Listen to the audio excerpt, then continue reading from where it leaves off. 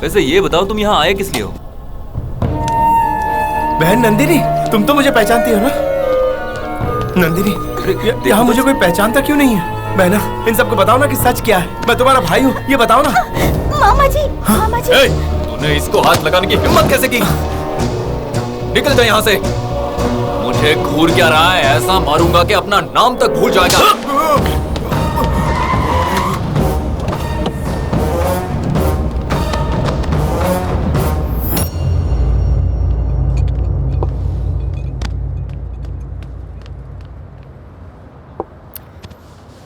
तेरा चल क्या रहा है?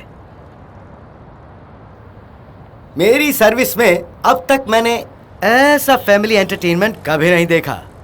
मेरा डॉक्टर कहता है, सुनिए आप चाय कम पीजिए, आप चाय कम कर दीजिए, लेकिन तुम्हारी स्टोरी सुनने के बाद इतनी टेंशन हो गई कि चाय पर चाय पीता चला गया, लेकिन बात हजम नहीं हुई। तो मुझ पर बस इतनी मेहरबानी कर कि मुझे सच्चाई का पता चल जाए। सर, इसने जो कुछ भी किया है उस सब का विटनेस है ये टैक्सी वाला। क्या रे, सच है क्या ये? वो क्या है सर? ये मैडम को इसने किडनैप किया, ये सच है सर। इन लोगों के घर जाकर झगड़ा किया, वो भी सच है सर। लेकिन ये सबका विटनेस मैं हूँ, ये सच नहीं है सर। तो फिर हुआ क्या?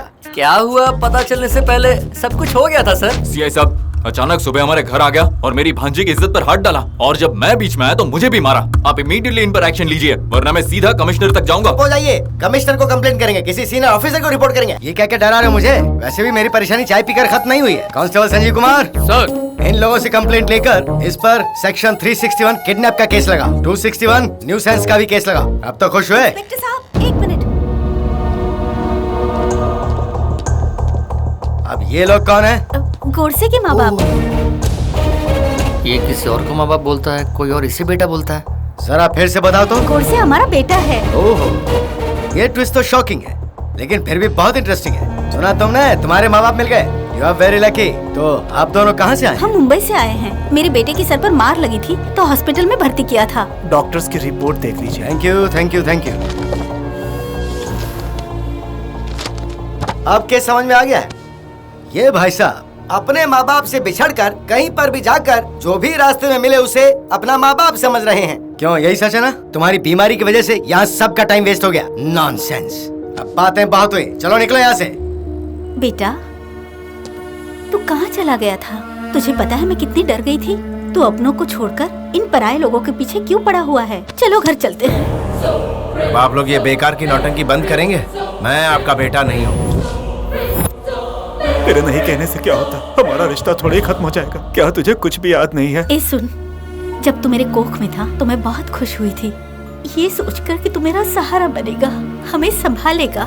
लेकिन तू तो बदल गया। जिन्होंने तुझे पाल पोस कर बड़ा किया वो माँ बाप तुझे याद नहीं? तुझे हमसे शिकायत है तो हमें पहचानने से इनकार कर। लेकिन उस बेचारी का क्या दोष है जो तेरे नाम का मंगलसूत्र पहनकर तेरा इंतजार कर रही है? सारे टेंडर गोडसे की वजह से मुर्गन कंपनी को मिल रहे हैं। मेरी कंपनी कोलैप्स हो जाएगी। ये गोडसे हनीमून से वापस नहीं लौटना चाहिए।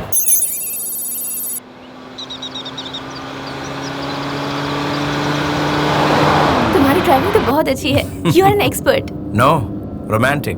हाँ?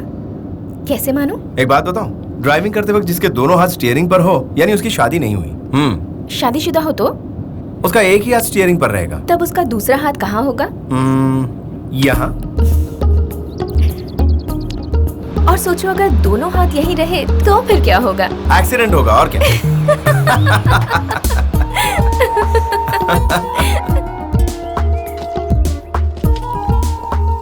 ये क्या कर रहे हो? इंटरेस्टिंग। इसे कैसे बनाती है? इसके लिए जरूरी सामग्री: 1 किलो प्रेम, आधा किलो अनुबंध, 60 ग्राम अनुराग, थोड़ा भरोसा, 1 कप केयरिंग, 1 स्पून शेयरिंग। ये सब मिलाकर दिल के बर्तन में डालकर हार्ट के स्टोव पर स्मूथली हीट करोगे तो लव फूड तैयार। अच्छा है ना? आपके हाथों से तो जहर भी अच्छा लगेगा।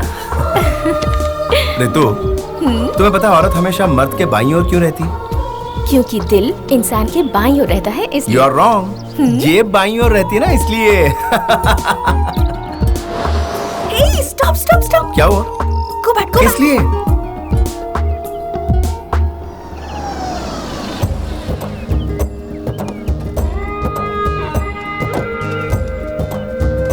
सुनिए, जरा आप मेरे हाथ पर गोडसे का नाम लिख देंगे प्लीज। नो नो, नहीं करना रितु। लेकिन क्यों नहीं करूं? तुम बहुत सेंसिटिव हो रितु। तेज हवा से तुम्हें तकलीफ होती है। अगर तुम्हें सुई चुभेगी तो मुझे तकलीफ होगी। तुम चाहो तो ये दर्द मैं सह लेता हूं। लीजिए।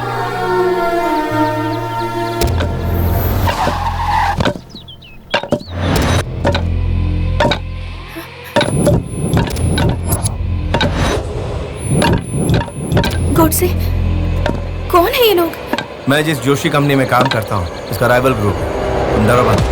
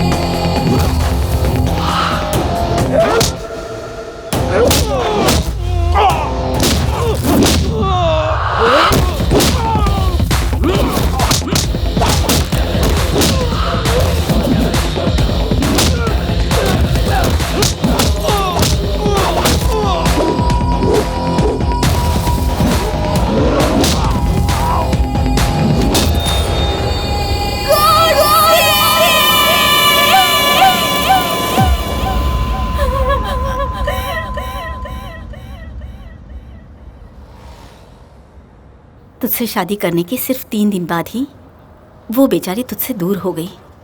तब से लेकर आज तक वो तेरी राह देख रही है। रीतू,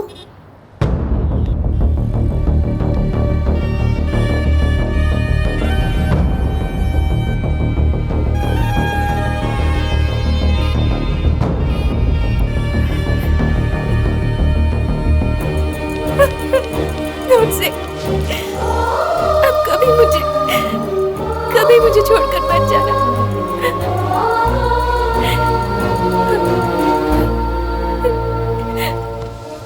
तुम कौन हो मैं नहीं जानता। तुम मुझे नहीं पहचानते?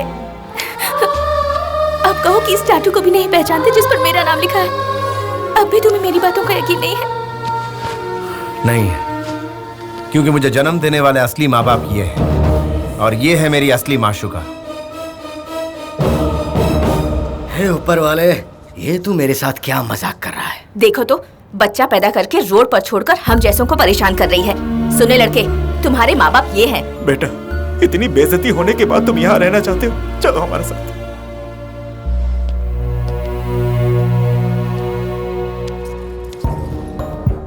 सिर्फ तुम्हें छू कर बता सकता हूँ कि तुम सिर्फ और सिर्फ मेरी हो। ए, तुम मेंटल हो क्या कि याददाश्त खो गई है? जन्म देने वाले माँ बाप को छोड़कर किसी को भी अपना माँ बाप बोल रहे हो? ठीक है, तुम्हारे माँ बाप कौन है ये पता करने का अब एक ही रास्ता है, DNA टेस्ट। अगर उस टेस्ट में ये साबित हो गया कि ये ही तुम्हारे माँ बाप हैं, तो मैं भी मान लूंगी कि मैं ही तुम्हारी लवर हूँ और तुमसे शादी भी करूंगी। क्या तुम तैयार हो? ये क्या पंगा है? अरे वाह, तुम्हारा आइडिया तो बहुत कमाल का है। अब हम ऐसा ही करेंगे। अब पहले हॉस्पिटल लेके जाओ और DNA टेस्ट करवाओ। फाइनली ये पेचीदा केस सॉल्व हो गया।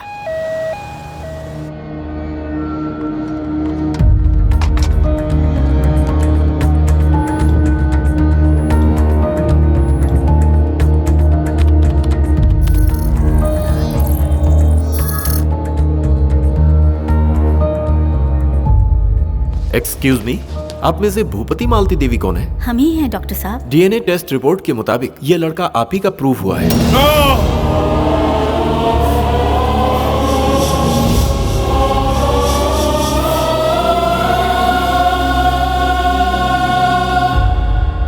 गोद से बेटा, अब तो हम पर यकीन करेगा?